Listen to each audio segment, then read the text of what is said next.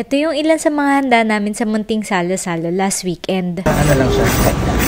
USDA prime rib na melts in your mouth na kahit ang kapal at ang laki, naluto pa rin ng tamang-tama. May kutsinilyo din na malutong yung balat at napakalambot ng laman. May kasama pang libre na 1 buong roasted chicken, 3 cups of rice at 1 litro ng iced tea. Pinikap ko yung mga order sa Sumptuous Feast sa Project for Quezon City dahil sobrang busy lately, wala na talagang time para magluto. Buti na lang kahit 1 day before, kaya ni Sumptuous Feast ma-accommodate yung order namin. May dine-in din sila sa labas ng store. Nakilala sila sa roasted chicken at meron din silang roasted pork belly. Ito yung cochinillo na regular feast. Kasya hanggang 8 to 10 people. Sausaw natin sa liver sauce. Kung gusto mo naman na miss at meron din silang sukang pinakurat. Manipis at napakalutong ng balat. Ganito pala kalambot ang laman ng cochinillo. At pag bumili ka niyan, may kasama pang libre na 1 buong roasted chicken at may 3 cups of rice, may 1 litro of iced tea din. Dito talaga ako nabilib sa USDA prime rib. Napakakapal at malaking slab yan, pero nakakagulat na pag open ay saktong-sakto yung pagkakaluto. Ang galing, hindi overcook. May 2 klaseng sauce, gravy at special house sauce. Pero kahit wala na yung mga yan, yung meat pa lang talaga heaven na. Yung mga presyo ng mga order namin, ilalagay ko na lang sa comment section. Pre-order at least 1 day in advance through their website. Thank you Sumptuous Feast for accommodating my order kahit biglaan. Happy tummy everyone!